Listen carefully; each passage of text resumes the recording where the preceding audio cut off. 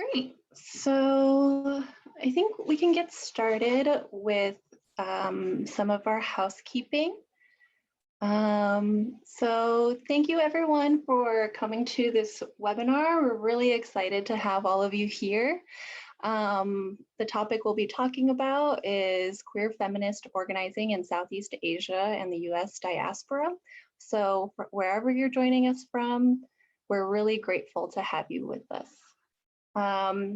If you look at the chat box, you'll see that some people are introducing themselves. And so if you have not done so yet, feel free to do so.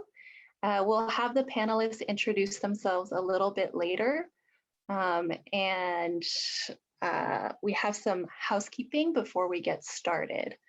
So we can go to the next slide. So we have some virtual housekeeping to help make the webinar go smoothly.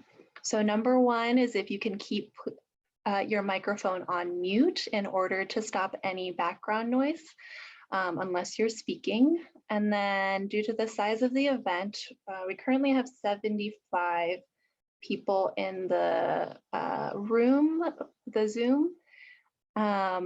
We won't be taking any questions verbally, but if you submit them via the chat, we will collect them and then answer them during the Q&A portion of the event. Closed captioning is being provided. So you should be able to see that at the bottom of your screen, and that will be going on throughout the event.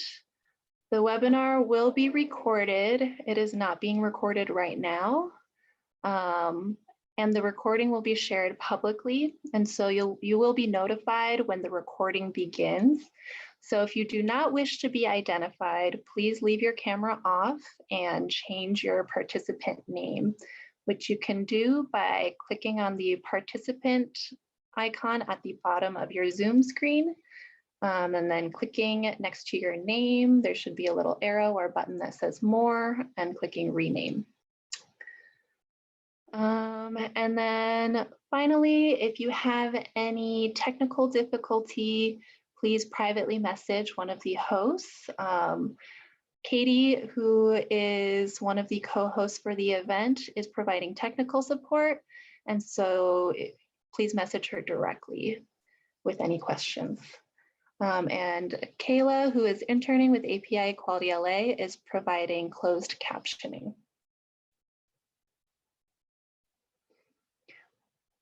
Great. So if we can go to the next slide.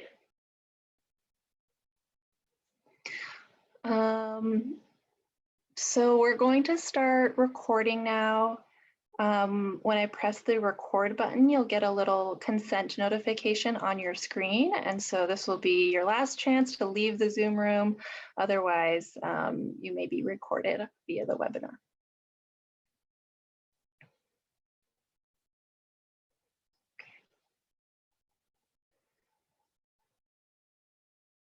All right, so thank you everyone for being here.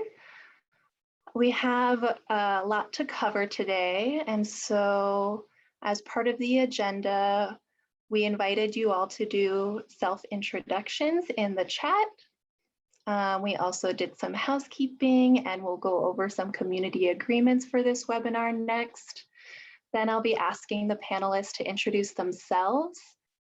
You should have received their bios in an attachment in an email that was sent out earlier today. So you can also review those to learn more about each panelist.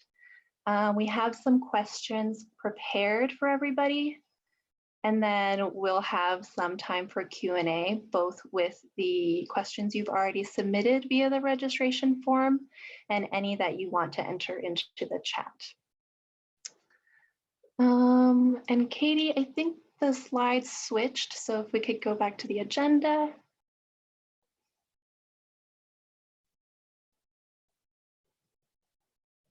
Great. And then we'll do a quick closing to end our time together. So if we can go to the next slide.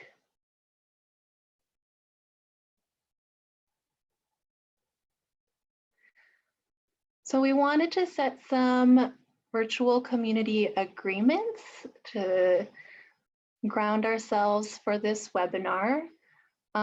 First and most importantly, we encourage you all to practice self-care. We know you're all joining us from different places in different contexts. And so whatever you need to do, whether that's getting up to take a call, go to the bathroom, drink some water, if you need to jump in and out of the webinar participation, please take care of yourself. As a content warning, some of the topics we'll be covering may include domestic violence, violence against LGBTQI people, and the current impacts of COVID-19. And so just a reminder that if there are sensitive topics that are coming up and you would like to take a break from the webinar, that we encourage you to do so and to rejoin it if you would like, or take a break. We wanted to be clear that our framework is trans and non-binary and sex worker inclusive. And so when we talk about queer feminism today, we're including all of those folks as well. And then fourth, this webinar is about queer feminism in Southeast Asia. And so we want to be clear that we're centering the perspectives of queer feminists, and that will be the primary topic and goals for today. Number 5, we'd like to encourage folks to call people in rather than calling people out. And so having compassion that we are all in a different place in our learning journey, and that we do want to hold each other accountable, but also be kind to one another. 6, we wanted to encourage a brave space. So by being here, we really appreciate you taking that step to learn more about this topic, and to really ask questions using the chat function or privately messaging. If you have a question, others may too, and so we want to encourage you to really participate today. And then 7th is, this is a big topic, and so expect that there will be some unfinished business. We won't be able to cover every issue or every country's perspective, and we're also only having one person represent their particular place or region, and so there will be some unfinished business, which we can continue the conversation with later after the webinar is over. Great. So if we can go to the next slide. I just wanted to give some background about API Equality LA, which is hosting the webinar today. I put it in the chat, but to introduce myself, my name is Tracy Zhao. I use she and they pronouns. I'm the executive director for API Equality LA. We're an Asian Pacific Islander LGBTQ organization based in Los Angeles, California, in the United States. And our mission is to build power in the API community to achieve LGBTQ equality and racial and social justice.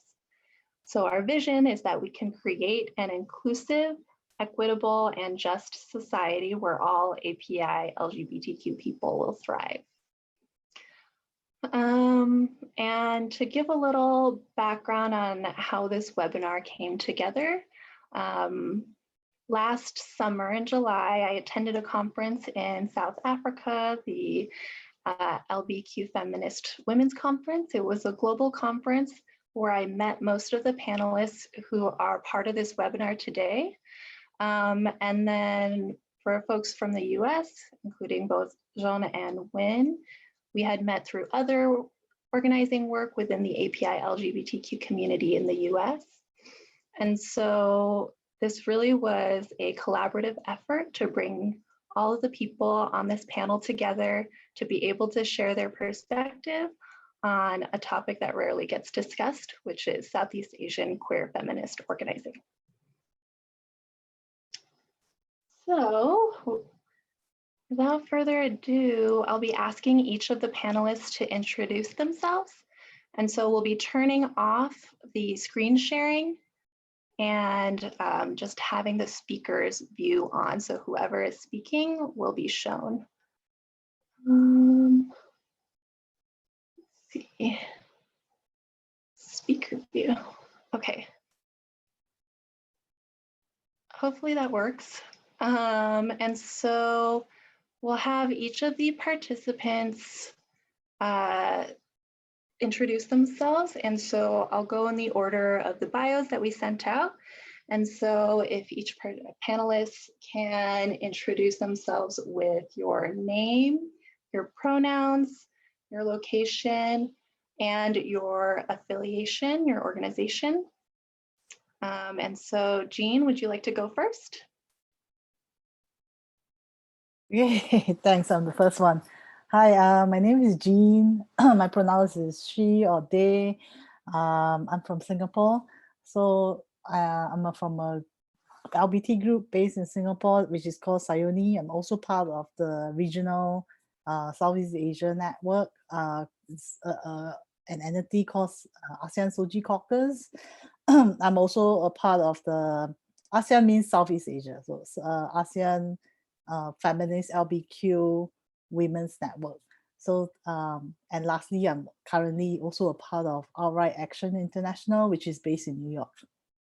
Yeah. Great. And then Yen, would you be able to go next? Yeah. Hi. Good morning, everyone. It's nearly 10 a.m. from Saigon, Vietnam, where I'm based. So my name is Yen, and I go with she, her, sometimes they, them, but it's okay. Just not he or him. And I work in ASEAN Soji Caucus, which is the organization working on LGBTQ rights in Southeast Asia. And also I work with Jean and Lini for the ASEAN Feminist LBQ Network. I'm very happy that we can share this morning time together. And have a nice day. Thank you, Yen. And then Lini, if you could introduce yourself. Hi, everyone. Good morning from here from Jakarta. Just the same like Yen, nearly 10 a.m. But I'm sure in the other continent it's nearly 10 p.m. I bet. I am Lini Zurlia. I am a board member of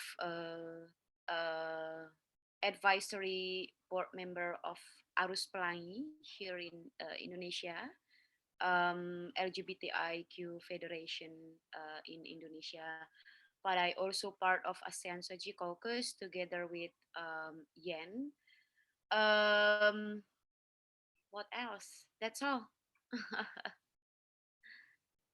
Let's talk later. Thank you, Lini. And Wen, can you introduce yourself? Sure. I like the time thing, so I'm going to continue. So my name is Win. I go as she, her, they, theirs. Right now where I'm at, it is 7:51 because I am in Orange County, California, more specifically Westminster, California. And I am affiliated with the Viet Rainbow of Orange County, the only Viet LGBTQ nonprofit in the US. Yep, that's me, just the member. Thank you, Wen. And then Jean, can you introduce yourself? Hi, everyone. My name is Zhong. My pronouns are she, her, hers. And I am calling in from Madison, Wisconsin in the US. So it is really late here. It's like 9:52 p.m. And I am with the organization called Freedom Inc. We are a local organization here. We're a Black and Southeast Asian organization that works to end violence within against women, children, and LGBTQ people. Thank you, John. And so my first question to you all is, how did you first get started in your activism? And I was wondering if we could go in reverse order. And so Joan, would you like to go first? Oh gosh, not really, but yeah, sure, I can go first. Um, so my work, I think I can start with um, I think issues around gender equality was always at the back of my mind. I saw it all the time in like my community and my family. But I never really had like the language, the words to really name it and say like, this is what's really happening, right? It was a feeling, it was these things that I was seeing, but was not able to really say like, this is an issue, right? So I had a lot of anger. And I think because of that anger, I was, that's how I got started with my activism. At the age of 15, 16, um, I got connected to the organization I am with right now, Freedom Inc. I came in as a young person needing space, needing a really loving, caring space that was going to allow me to really explore this anger and give me like language to name like the injustices that I was experiencing and seeing in my community. And not only that, but like really create for myself an experience for myself, like what is it that I want different in my community.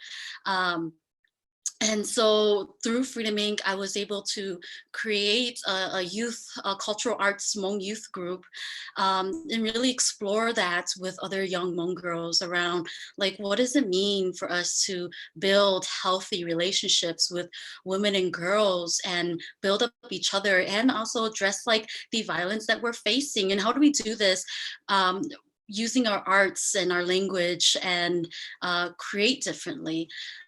So yeah, it was through Freedom Inc. giving me that space, helping to develop my leadership and politicize me, and cultivate me. So I started as like a young person, as a youth member, someone who was able to create a youth program and run the youth program, and was given leadership development. And I was lucky enough to even get like a monthly stipend to help out. And that meant the world to me, growing up very poor, in a household where, you know, my mom was taking care of like 10 children. So that was very like meaningful to me and really transform and change my life. And through that work, I was able to continue to build and develop these skills I have now, and be able to be like the director of our youth organizing work at Freedom Inc. So yeah, that's how I got started with my activism. And now I continue to do youth leadership development work.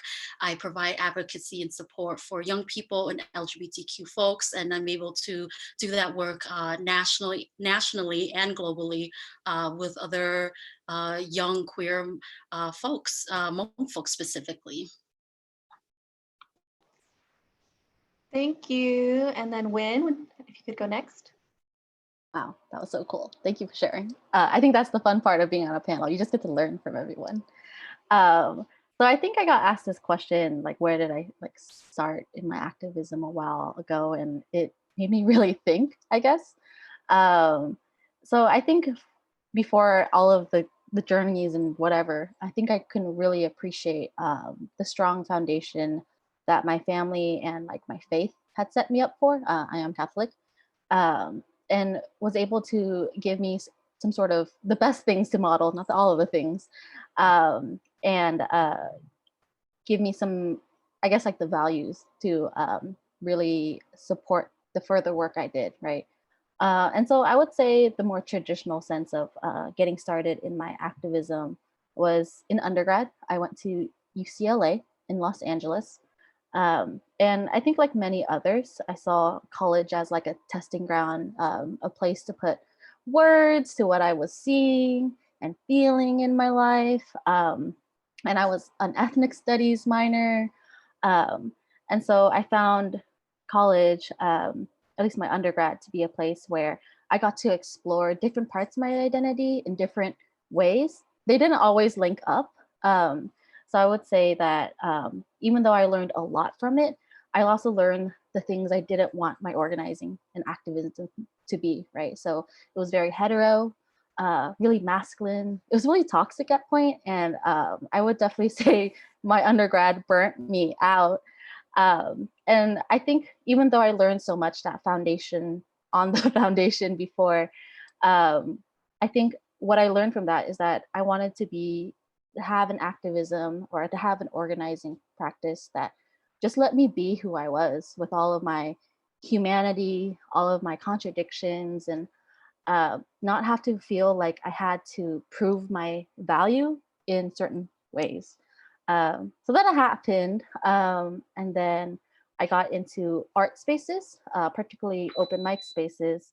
And that was a different way of seeing how to be and how to understand community issues. How do we practice healing? And that was another journey. And then ultimately I'm at the Viet Rainbow of Orange County, organizing in my hometown. And I think what they really have taught me now is how to organize from a place of joy and not a place of guilt. Because I think that was something that had been my journey in undergrad of feeling so guilty and feeling the need to react to all these injustices, right? As opposed to how do we listen and build a future that is on our own definitions and our own dreams, really. Yeah, and that's me. Thank you, Wen. And then Lini, can you go next? Thanks, Tracy. Me myself, I think I started at quite young age as well. My parents sent me to Islamic boarding school, so I spent like half of my life in Islamic boarding school, learning all about Islam. But then there is something that triggered me. I think I might call that was my starting point to question everything that I believe since my very young age. Um, so I started my activism from the questions. Why do I need to be a Muslim? Why do I need to have this belief? Why do I have so many questions? Because in Islam that I learn, it might different with other Muslim though, but that Islam that I learn, it put women so much in backdoor, so much in the domestic spaces.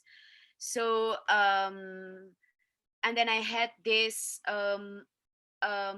lovely relationship with my classmate, and then she need to move out from the boarding school because she got sexual assault by my teacher, and then that was, really hit my heart, hit my head, hit my heart, hit everything. And then I started to question everything. Why this has happened to me, why that was happened to my loved one, right? Even though that time we did not recognize as sexual orientation or whatsoever, because we don't have such kind of knowledge or things in a very close boarding school. We don't have any access of um, information through internet and so on. So that was my starting point. I started to questions about Islam that I believe, and Islam that people taught me from the very young age. And then from that on, I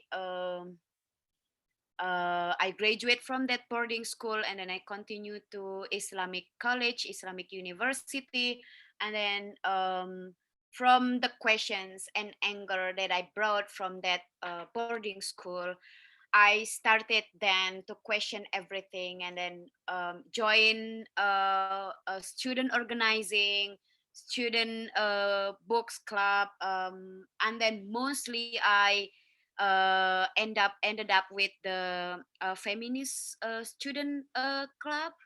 Um, so that was, I bet, 12 years ago. So yeah, and then no, it was 14 years ago. So yeah, I started from the student organizing.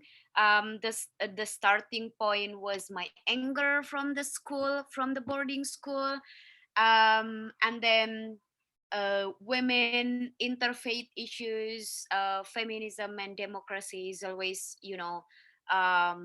triggered me to move um, myself, to organize myself, and then to involve myself in the broader movement in activism. So yeah, that's me. Thank you. Thank you, Lini. And Yen, if you could go next. Yeah. I was born in a small city in the north of Vietnam. And I remember in my childhood, I observed the relation between my mom and the side of my father, which was I was so small at the time, but I could feel that for my mom was something that she bared during her whole life. So the more I grew up, the more I see that the environment I was in was so patriarchal, like everything was for the men, for the sons. For my family, our parents had two daughters, me and my younger sister.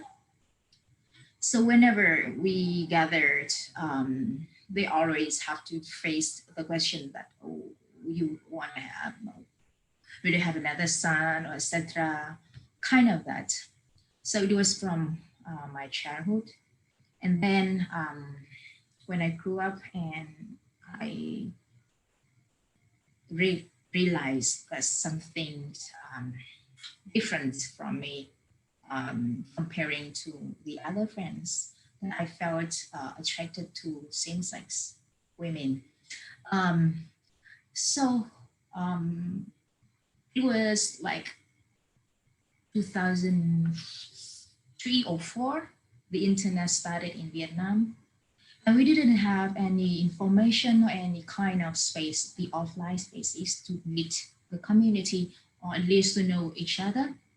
So we had the internet forum, and then I met some friends, the lesbian and bisexual and queer women community members there.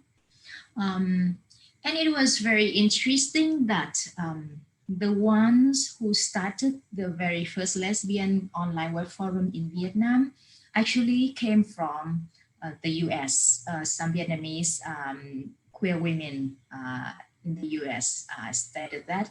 And then she connected with some other from the Europe, also Vietnamese queer women living in Europe.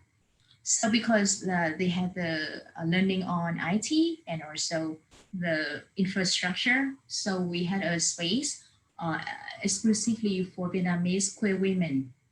And that's where I know about my sexual orientation. I felt the solidarity among the members.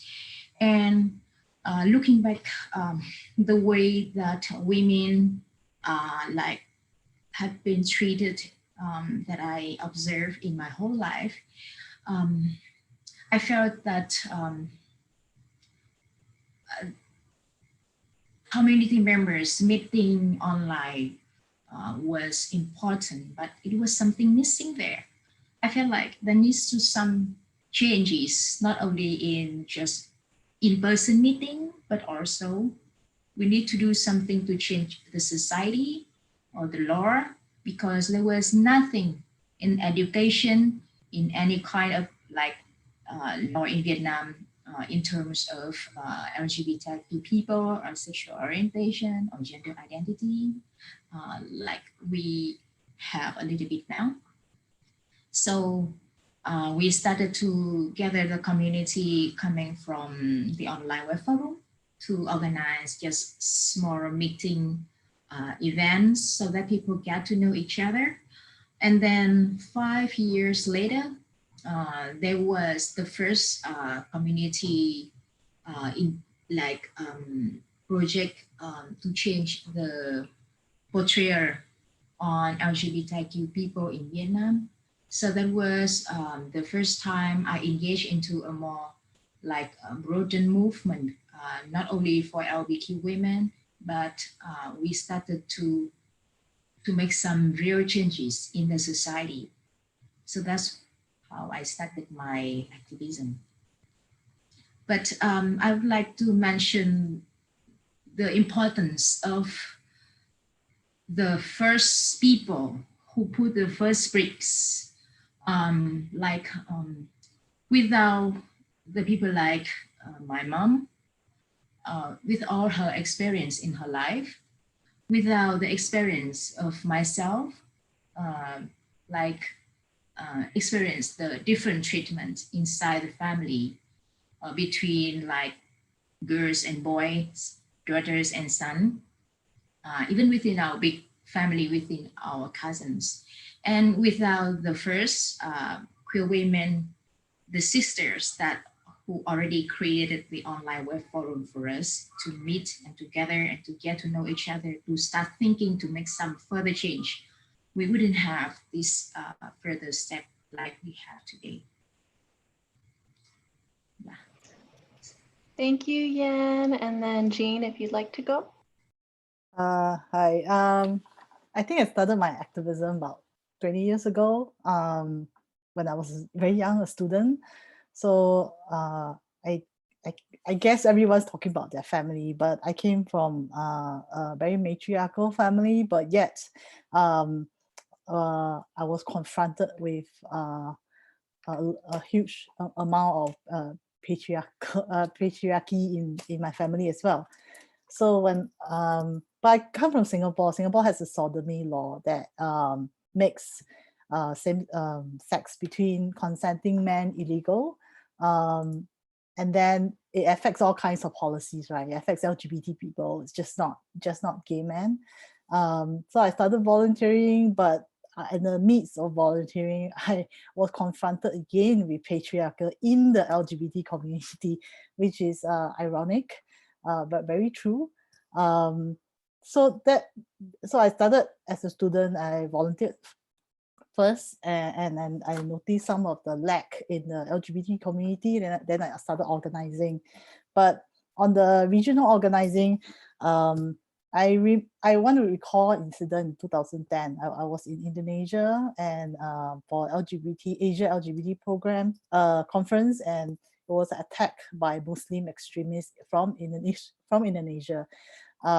I remember very clearly a white guy was saying, "Oh no, we need to call the embassies, you not need to call the police." But it tells me that he doesn't understand anything about Asian countries, Asian context. It's based on what he thinks it should be. I mean, there was a moment when I kind of realized that Asians should organize together regionally. Our voices should be heard first before anybody else. So that's my very brief introduction. Maybe I can say more during the Q&A. Cool. So the next question I had for you all is, what does it mean to you to be a queer feminist? And I'm wondering, Yen, if you could lead us off with that question.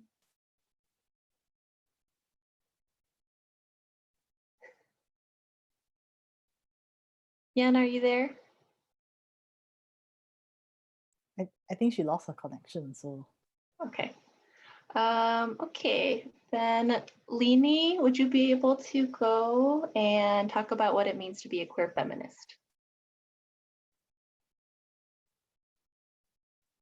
All right. Okay, back to me. So for me, queer, I self-identify as queer feminist, but then also I use feminism as a value for me to do my activism um, in specific LGBTIQ movement as well as the broader movement, right? So why feminism as value? Because feminism that I believe is feminism who believe in intersection issues, but not only the layer of the identity we had.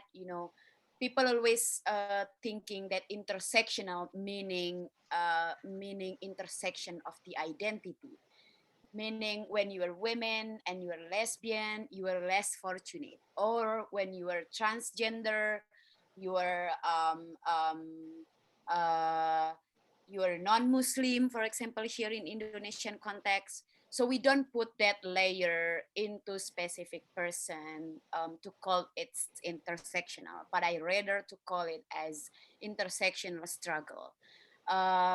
So intersectional struggle for me, I believe that the struggle we had is not only our struggle, but people's struggle. People came from poor community, people came from indigenous community, people came from farmer community, and they have their struggle that different from our struggle. But the struggle that they have can be built solidarity among us, that we can fight together, and then we can use that struggle as the fire, as a solidarity among us. So for me, being queer feminist is being able to identify and cultivate the struggle among the people, not only the LGBTIQ person, but other people who also had struggle in their life, as tools to move forward and then to fight together. Um, and then, yeah, that's queer feminist for me. Um, and we have also to consider that LGBTIQ people are everywhere. They also in indigenous group, they also in poor community group, they also in a labor group, they also in farmer group. So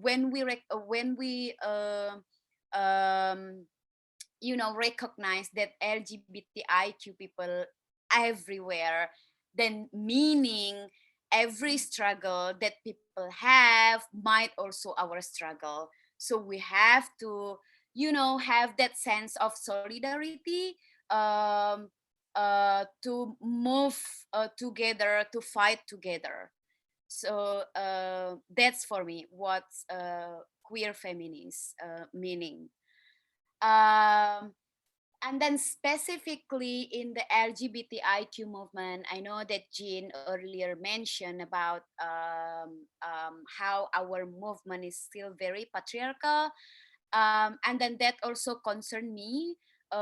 We saw that this broader LGBTIQ movement, still presented by gay men and on the top like gay white men, um, and that's also portrayed by the movie that we watch, the book that we read, the TED talk that we hear. So every and then also the not only that, but also the model of the funding, right? So we have to have this feminism lens into our movement, so that the movement can also recognize how the intersectional struggle we have among the people as a tool for our movement. So that's my queer feminist in my eye and what I believe. Tracy. Thank you, Lini. And Wen, would you like to go next? Sure. So what does it mean to be a queer feminist for me? When I think of like queer feminism, I think of like words like creative, imagination, seeing many perspectives at the same time in a dynamic way and not in a very like static way, right? So it might be, I'm so sorry, Kayla, it might be hard to caption this, but if this is to like society, this little circle that I'm making, like this is all the things that society is built on, like capitalism, blah, like racism, blah, patriarchy, sexism, all these things. What queer feminist is for me is that we're both in here, but also in this space or outside, right?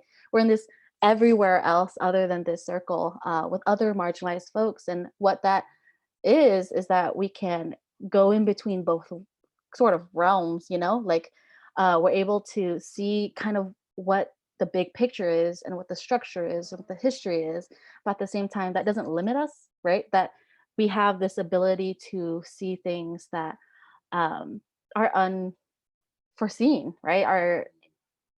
Are pushing the envelope in so far that we can't even describe it, right? So it means to acknowledge all the things that are in here, all the conflicts, all the fears, the complexity and terribleness in everything.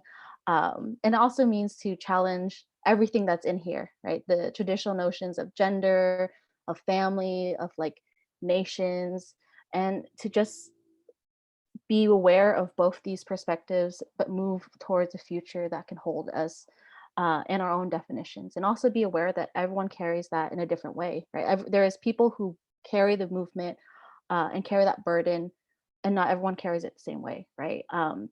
So I think for me, queer feminism is to see all of this that I'm waving in my screen, and still to believe in a future that is so wild and so free, that is on true liberation and not just like band-aid solutions, to a point that we might not know what that looks like, but we always still strive for it. And I know that's like a weird way, it's not really grounded in things, but I think that's how I think about queer feminism to me. It's still that curiosity to keep on moving. So yeah, back to you, Tracy. Thank you. And Joan, if you can go next. Yeah, I think I agree with what folks have already been sharing and saying. What does it mean for me to be a queer feminist? It's that, yeah, I'm a woman, I'm queer, I am doing gender justice work, and I know that I cannot do gender justice work without doing queer justice work. It just does not make sense. For either one to happen, like both actually needs to happen together. And that is what it means for me to be a queer feminist. It means that, we're dealing with multiple issues that are coming at us, and how do we address it in a way that is going to be holistic to people, right? With the multiple identities that they are. Really, it's for me, it's about addressing like the root of the issues, right? And doing it in a way that really is truthful to someone in there, and being authentic to themselves and their full self. I really think of it as my compass. It's the Northern Star. It is what guides me, helps frame the way that I'm going to do my work, and really realize the world that we want to live in, the world that's free of violence, a world where like people can move freely around the world in their body and not live in fear. Yeah, so to me, that's what queer, like what it means to be a queer feminist is just that. Yeah, I hope that makes sense. Thank you, Jean. And Jean, if you can go next. I'll just do a very brief one. I think everyone's done an excellent job explaining. I think queer feminism provides life-saving language and a framework to look at some of the issues and the world. That's it. Thank you. And Yen, if there's anything you'd like to add. Yeah, for me, I would like to add two small things. So firstly, for me, queer feminism is the idea and the practice in empowering the community that we serve, because it helps to build, to help people grow and empower. And what if this is the meaningful, this is the meaning of the work that we have been doing. So how our work, how the queer feminism that I believe in can help empower the community members. So that's something, the first one. And the second, queer feminism for me is daily practice, daily questioning, daily self-challenging about our own like principles or values. Keep challenging, keep questioning ourselves. That's all. Thank you, Yan. And so I did want to give folks a brief break. And so if we can take a 5-minute break, come back in 5 minutes, and from wherever you are, whether that's at 8:30, 10:30, I think it's 11:30 in some places. And so we'll be back in 5 minutes, get some water, go to the bathroom, stretch, and we'll continue this conversation. Thank you. Thanks, Tracy.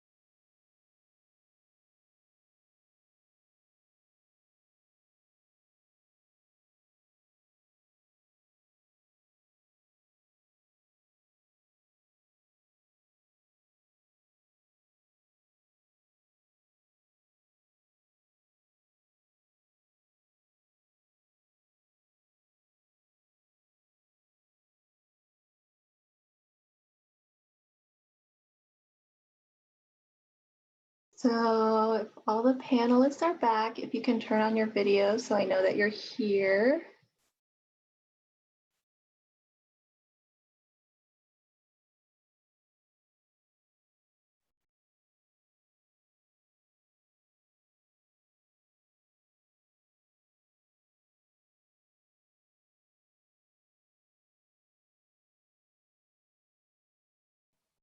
Great. So hope you had a chance to rest a little bit. And next, we wanted to give people a chance to talk about their work and then talk a little bit about regional and global solidarity. And so the question is, what are the issues facing your local community? And if you'd like to add, how has coronavirus or COVID-19 affected the LGBTQI community where you live or work? So I was wondering if Jean, you could start. Right, a little bit about my work. So maybe I could talk a little bit about the COVID situation. I think Singapore is probably maybe the most infected country in Southeast Asia right now. Some of our issues are around migrant workers, LGBT migrant workers. I think a lot of people don't know that in Southeast Asia, people migration is really high because you don't need visas to go to any of the 10 countries. So, but Singapore is a developed country, so we have a lot of migrant workers from the region, and a lot of LGBT people, in order to escape discrimination of their families, they come here, they become migrant workers.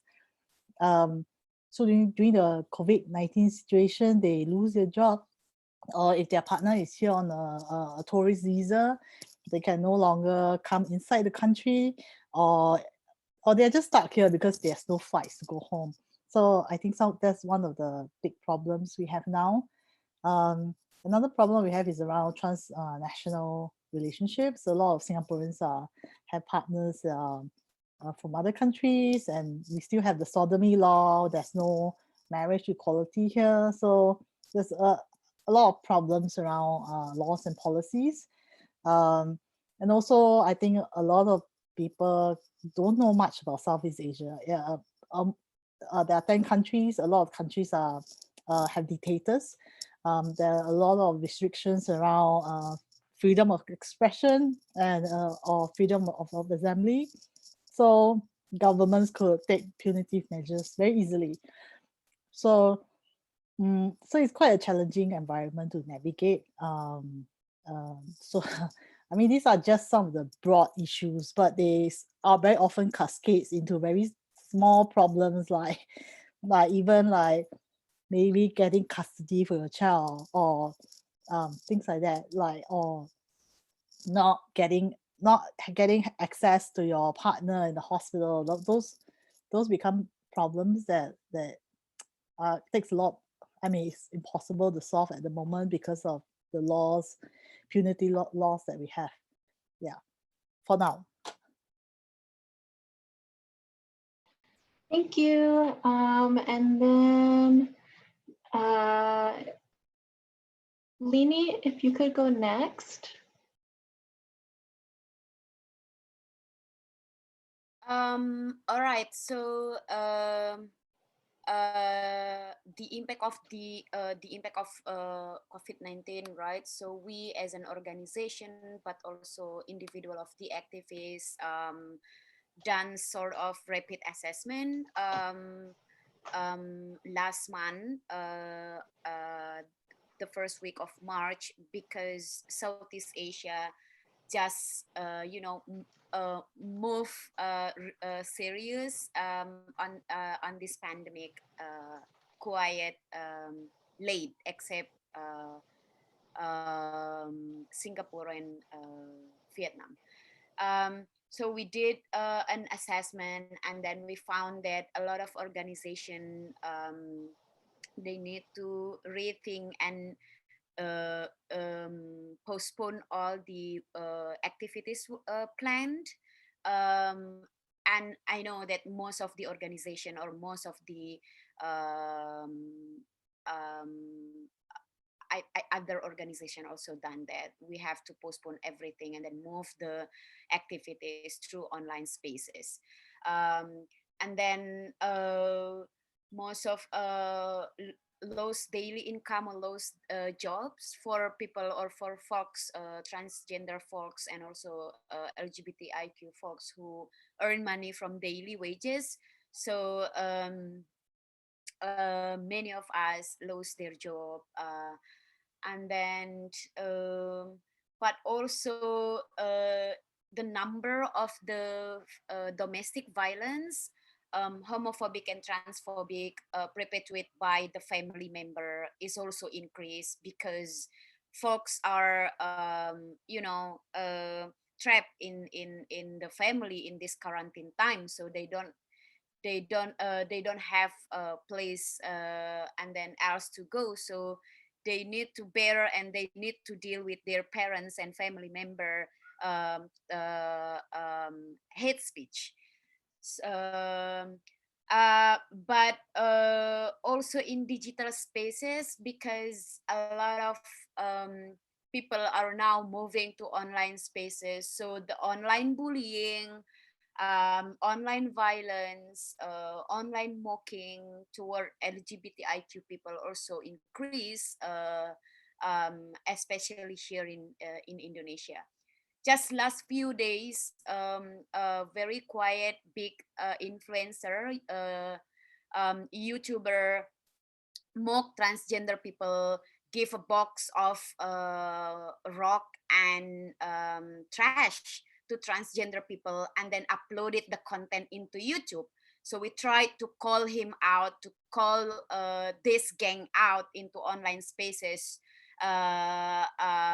because of this act to dehumanize and then dehumanize transgender folk. So yeah, that's what's happening, the impact of the COVID-19 itself.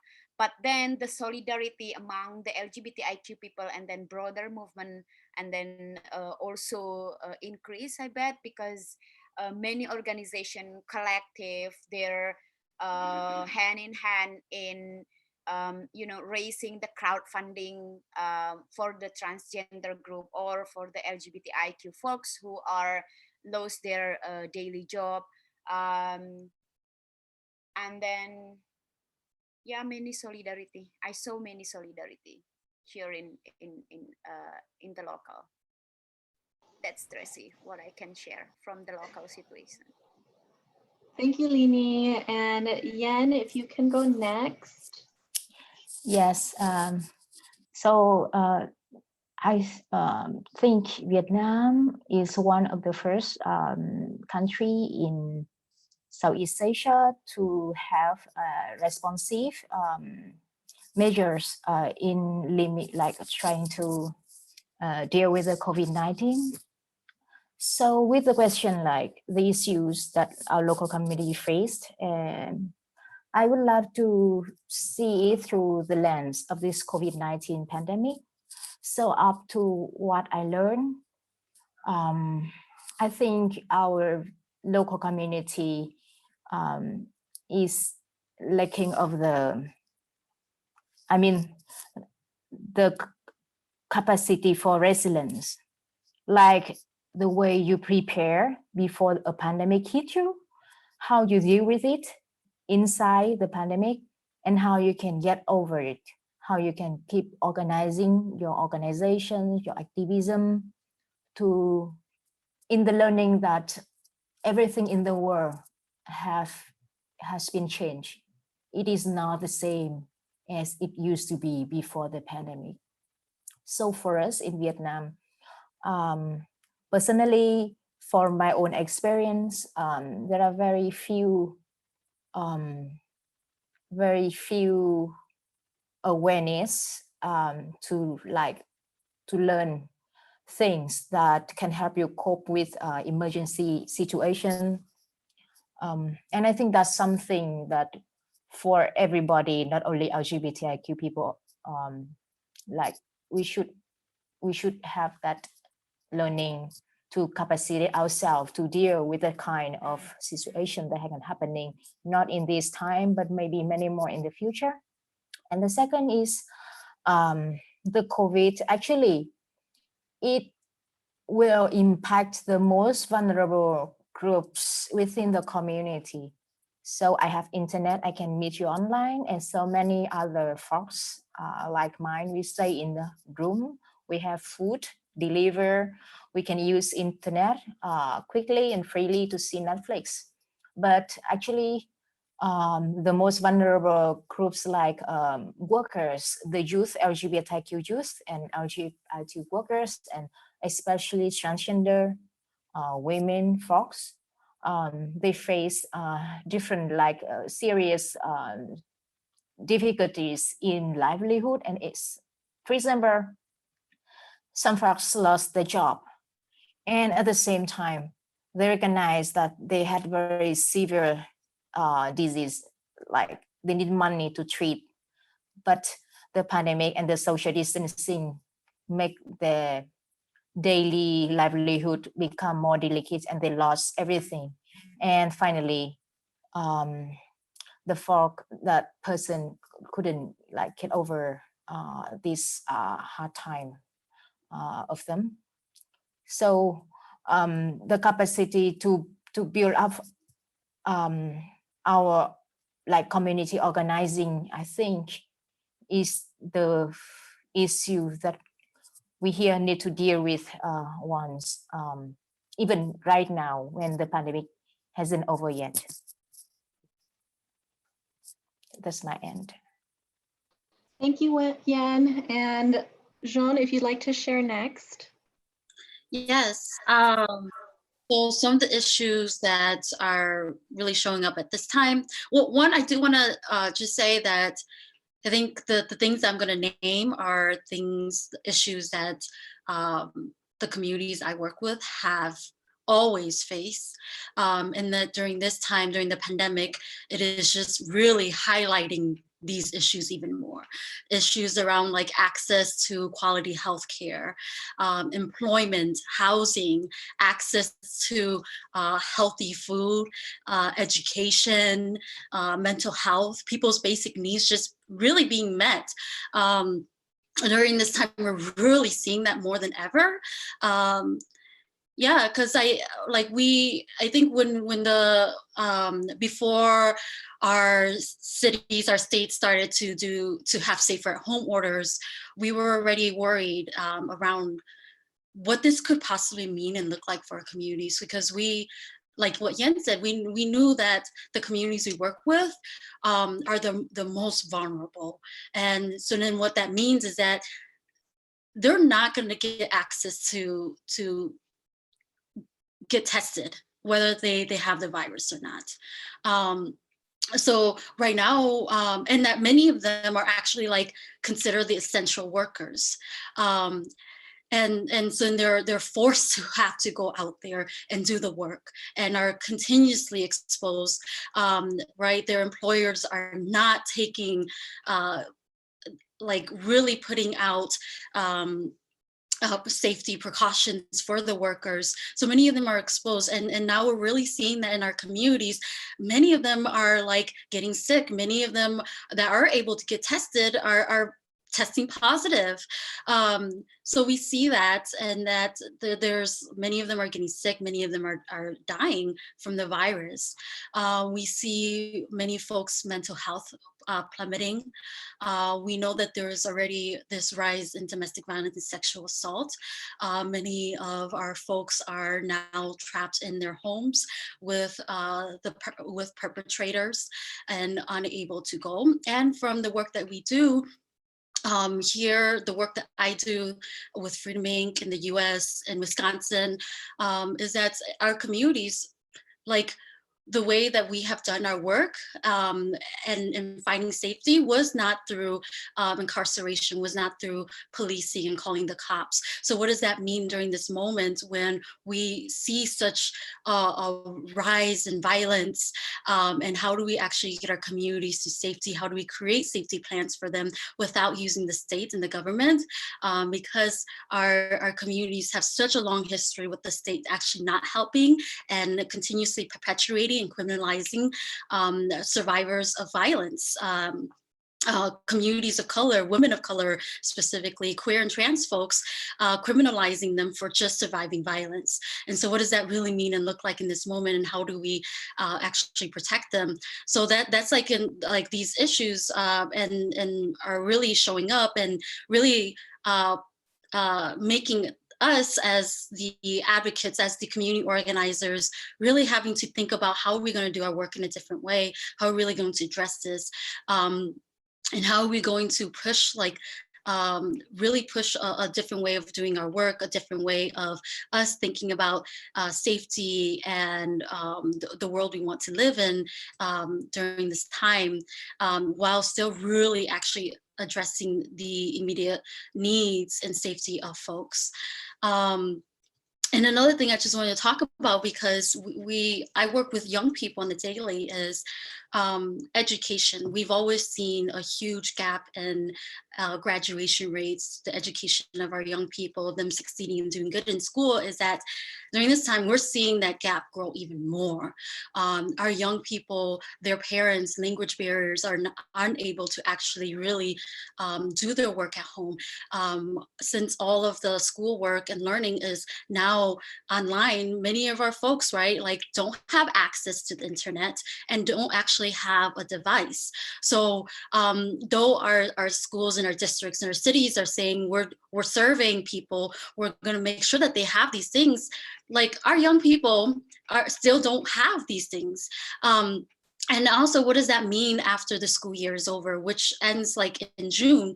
What does that mean for them in the summer? How do we continue to engage them and make sure that they are still caught up, and that when the school year in the fall begins again, like they're not actually behind and are able to still engage?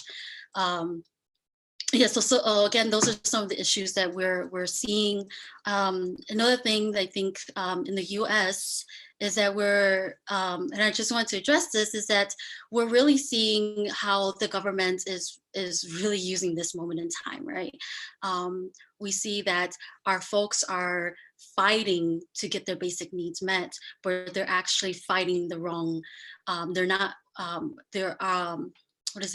we're actually fighting each other instead of really addressing the state and the government and the institutions that have the power to give us those things, right? So we see the rise in like anti-Asian sentiment and violence, but also with that, we see that actually the violence that many of us as Asian folks have seen and witnessed have actually come from like white supremacy and white colonialism, but yet our anger and the recordings and the videos and the way that we're talking about it and putting the face of this violence is actually the Black community, which is not true, right? And in a way, it perpetuates anti-Blackness and is actually helping these systems thrive, because it is really the divide and conquer tactic is happening right now, where two communities, like, right, the Asian community and the Black community are fighting each other, when actually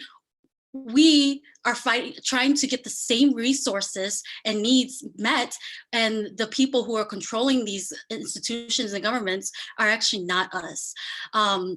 So I just really wanted to bring that up, because these are things that we're seeing, and trying to really get our people to redirect their anger and demand the things that we need from the system and the government. Thank you for sharing, Zone. And Wynn, if you could share. Yeah, of course. So no, I agree with, I think that's the benefit of going last, right? All of the above.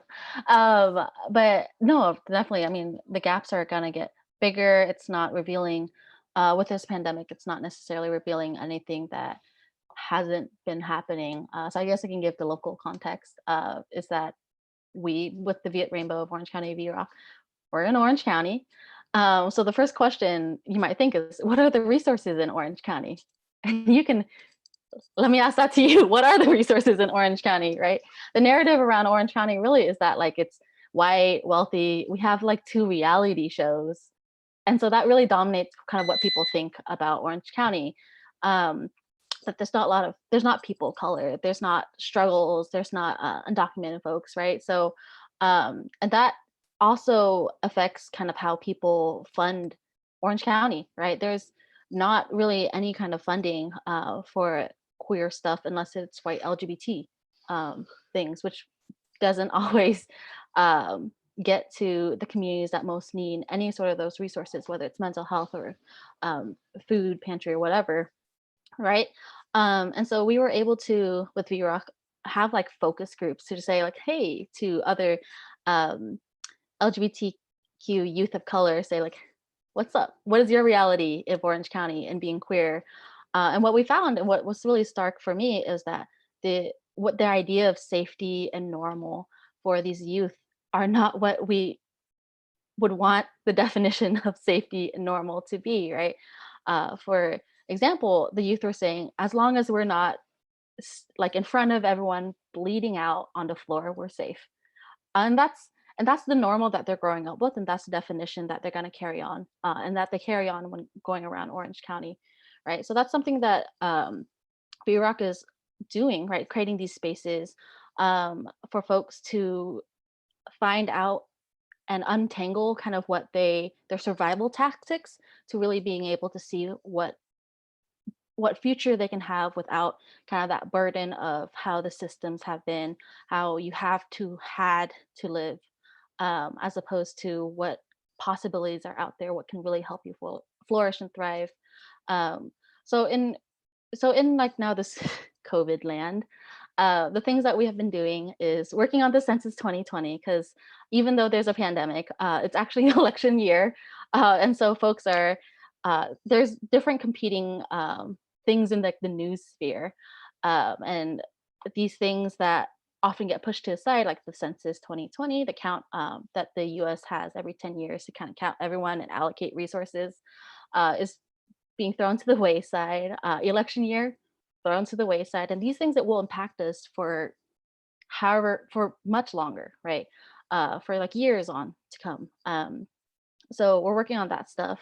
We're working on we have been creating regular virtual spaces for our community folks, our queer youth, to be social, to get their mind off of the fact that maybe they're not in a household that doesn't quite hold other identities, and just take their mind off of it, right? We do it through not just talking, but we do it through crafting. We had learned just yesterday doing origami. So that was fun. And another thing that we have been doing that's actually been quite big because of the pandemic is that we started with another local organization that's new in Orange County, a community assistance fund around COVID. And so through just a lot of work and a lot of activating folks who really wanted to do something and didn't know what to do, we were able to disseminate 12,000 that we had raised through phone banking, through asking, to folks in Orange County who were undocumented, who were LGBTQ, and who is a person of color. And we had, in the short amount of span that it was open, we had 175 applicants, right? And we still get emails every day saying like, hey, are you giving out money? And this is really the reality, right? So when we see this narrative of Orange County, we're just protesters protesting the shutdowns, which aren't really very strongly enforced in Orange County because of really terrible politics in Orange County. We see that overshadows the fact that there is so much real need that has been here in Orange County for a really long time, right? And so like some stats from the fund and from the applications is that 61% were of the takers or the applicants of the fund were using she, her pronouns, right? Seeing this gendered burden of what a pandemic has on a person, right? 79% of those who filled it out was undocumented, and those who were filling it out in the Spanish language form was 97%, right? So the more you kind of narrow it down, the heavier the burden is for everyone else, right? So it's been a lot, I think, with COVID changing how we organize, but it's similar to what everyone else has said, that we're shifting and changing of what we're doing, but really what's the strength in our like toolkits is that the strength of the folks coming together in solidarity for liberation, and not just for this moment, but for years and years to come, because we know that we have so much to build, and we have so much to gain when we come together. Orange County is an interesting place. Thank you, Wen. So just so folks know, we probably are going to be a little over time. We still have one big question at least to answer, and we may want to try and do some Q&A. So we'll probably be going over about 10 to 15 minutes. And so the last question that we had prepared, and which a lot of you had written to us about, is about regional and global activism and solidarity. And so I'll have a couple of the panelists share. You can all share if you'd like, and then we'll try to get to some question and answer. So Jean, if you could talk about some of the regional and global solidarity work you've been involved in. I think there are many examples, many platforms that we can work together. I think that's usually the big questions with any US audience. How do we build global solidarity? Let me tell you a story that last year, Outright organized a meeting with the US administration, a US mission based in New York. So there were about 20 to 25 global South activists from the Middle East, Asia, Caribbean, Latin America, and so on. So we met the US Trump administration, and they were like, oh, they told us we're going to fight for LGBT rights in the world globally. We are going to fight for decriminalization. But at this moment, the global South activists, we had a meeting together, and then we said that, we need to, some activists want US help in their countries, but we decided that we want to stand in solidarity with US LGBT people. So we went to the meeting and we told the Trump administration, say, why should we believe you? Because you treat your LGBT citizens like crap. And that how can we even work with you if you don't protect your own citizens? What furthermore to protect us who are not US citizens? So that's one example of solidarity that we can work on.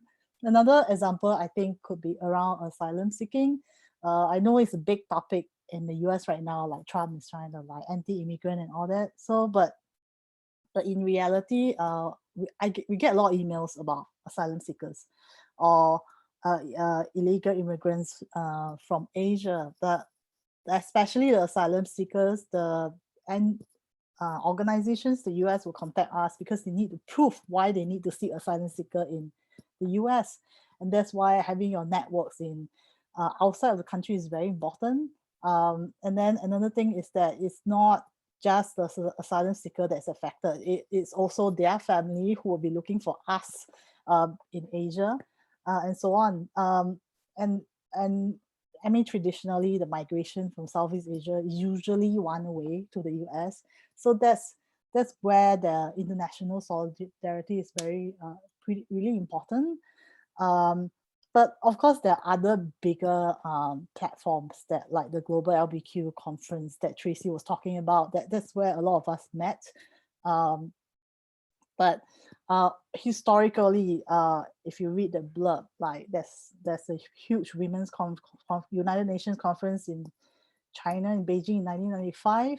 All the women's activists who are queer, there were came together. They were not LGBT organizations. There was only one LGBT organization. That conference is called Eagerhug. Now it's called Outright.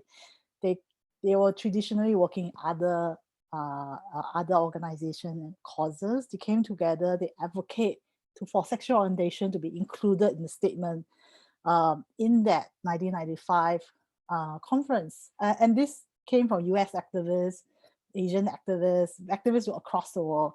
So what is so significant about it in 1995 was that was the first international conference by the UN that mentioned sexual orientation, and it happened because queer women activists globally came together and demand and organized in that space. And that is historical. Before a lot of the LGBT activism was happening in the world, but not only that it impacted LGBT activism globally, it also impacted LBQ activism in China. It redefined and sparked a movement. And if you ask a lot of Chinese activists, they'll tell you that 1995 is the fire starter to how feminist queer activism started in China. So I mean, these are some of the examples, but further on into the future, I mean, especially in Southeast Asia, we 10 countries, our context is very different, but how we benefit from with each other is information sharing. Sometimes we governments have like mechanisms, and we come together. You're stronger that way, rather than if you just live in your own silo. Other than that, of course, there's also capacity sharing, getting to learn about things that the other people are doing. Those are invaluable and can make all our movements a lot stronger.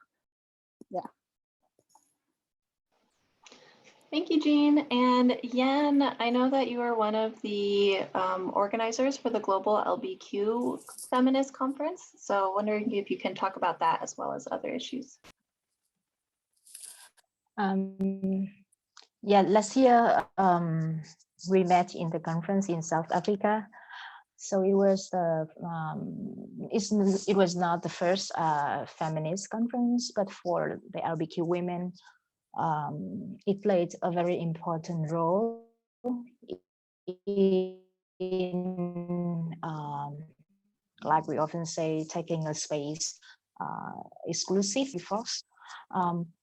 So for me myself, with the experience being a member of the working group forming from 22 activists across the global, I think the things that I can learn from that is with the cross-region activism, we share not only solidarity, the queer perspectives, but also we learn the good practices. For example, the ASEAN LBQ network, several of us, the LBQ activists coming from Southeast Asia, we met other folks, for example, in other region, in Caribbean region. Jean, it was very impressive that it was very like not so big in the terms of geography, but they have a lot of LBQ networks. So it also encourages, also inspires, also challenges to come back to our region and learn from that and create a space for LBQ women activists in Southeast Asia to come. And then it was so nice that last year, just several months after the conference in South Africa, we could organize the ASEAN LBQ Feminist conference in Thailand. And the network is forming its working group and everything else to make sure that LBQ women will have stronger voice in the not only LGBTQ activism, but also in women's rights and human rights in Southeast Asia. And I think being a part of a diverse group will also help you to unlearn what you already have in mind. Like you also see of that is that the is there some way else we can do it better.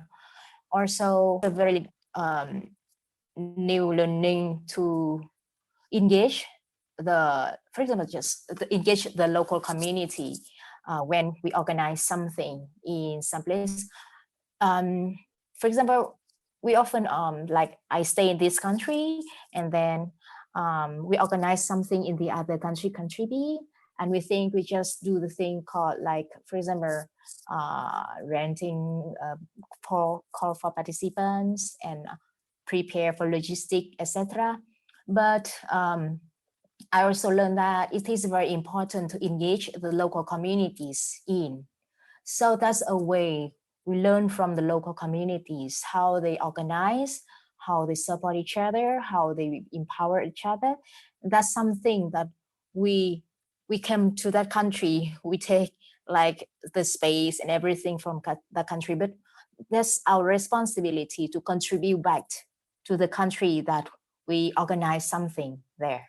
So this some of the very I think lessons that I pick and learn during the way being with the big sisters in the working group. Yeah, so there's a little bit time, so I'd like to other folks to share. Thanks, Yen. And Jean, would you like to share a little bit about the Hmong Women's Network? Yeah.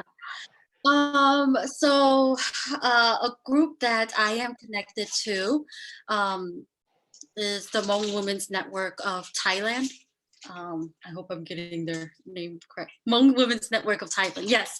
And I was actually introduced to them through Building Our Future, which is a global community campaign that is addressing gender-based violence, specifically abusive international marriages, which is the practice of older men in the West, in like the Americas, going overseas and engaging in these inappropriate relationships and marriages with young girls, underage girls.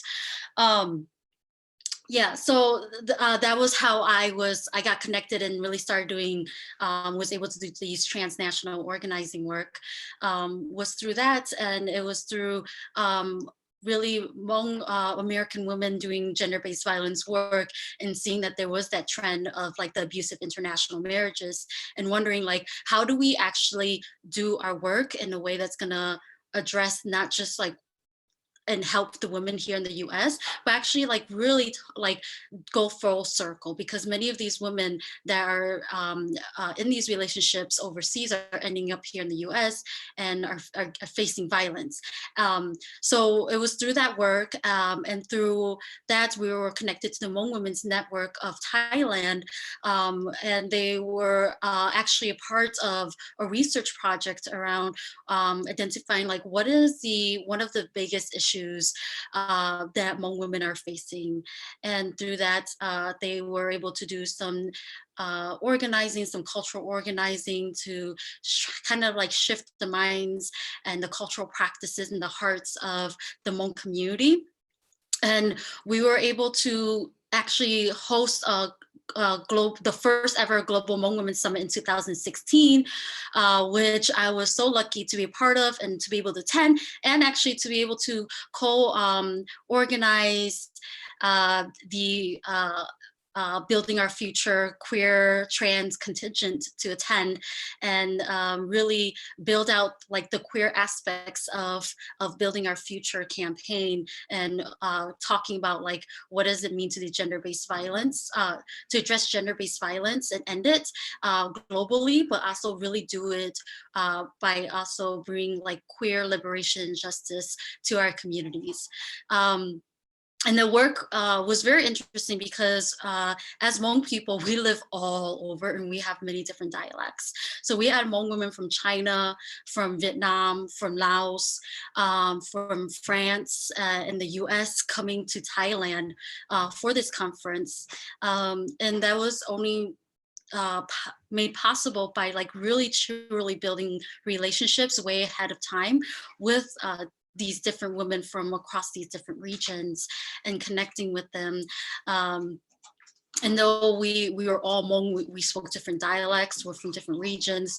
So it was very interesting. There was a lot of us like trying to play interpreter, being a translator. Though we use English, like we also had to like speak in Hmong, but again, with the different dialects, it was very interesting doing that. Yeah, but I think for us, it was important to really try to figure this out, because the one issue that we were all really addressing was like gender-based violence, and what does that really like mean for us to uplift the women and girls in our communities, and really give them opportunities to really grow and empower themselves in their communities. Thanks, John. So with the last couple of minutes, I wanted to ask 2 questions from participants, and I think we covered some of them in our previous discussion. So one is about how does queer Southeast Asian activism resist being dominated by mainstream Western perspectives? So we'll go with that first. And the second one is about global and grassroots work, how to make that connection. So yeah, anyone like to start with the Westernization question?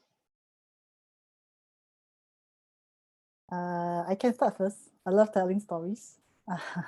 One of the things a lot of LGBT activists is that we use the LGBT framework. I've always tell this story that I went to Cambodia and I met lesbian couples in the rural areas, but they don't know what's LGBT. A lot of the relationships are like one woman is a lot more masculine, but she doesn't know if she's a lesbian or she's a trans man. So, in that way, I could see the LGBT activists freely adopting this LGBT framework.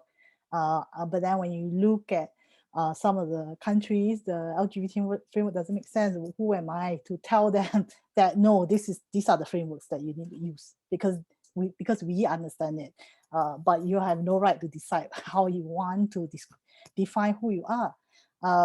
Then I remember quite clearly that we had a discussion about our old pride in Cambodia. So some of the Cambodians said that, oh, the rainbow flag doesn't work for us because when you fly the rainbow flag, Cambodians think that it's a Buddhist flag, which is also very colorful.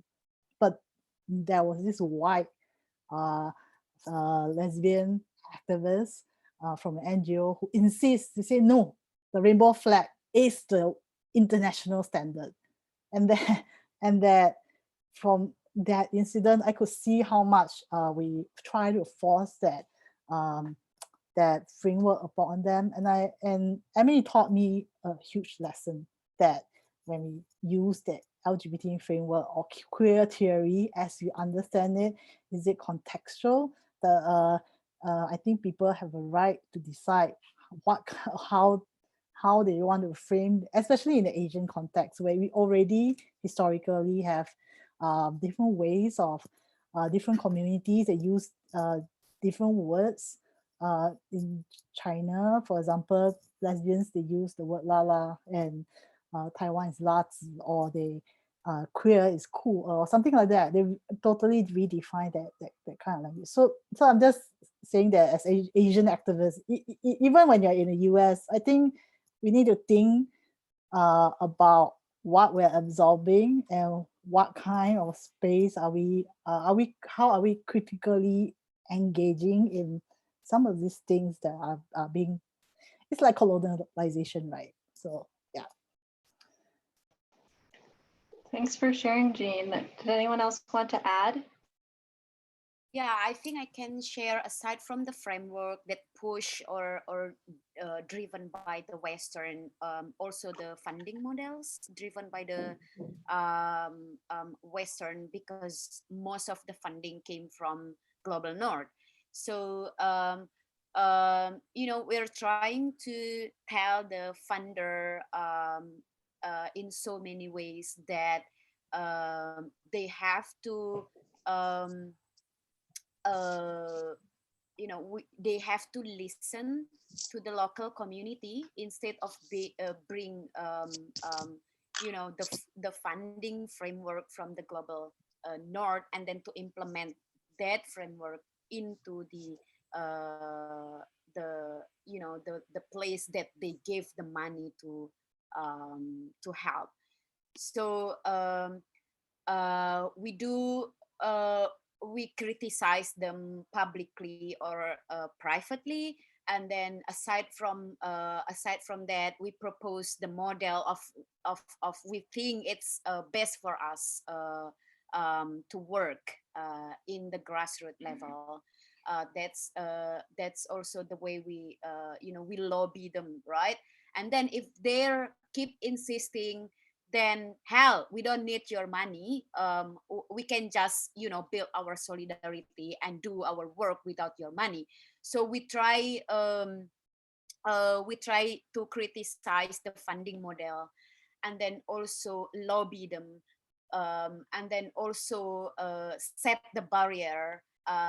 If they keep insisting, then we can just reject their money, because they always use that to colonize the framework that they want to, in the name of helping other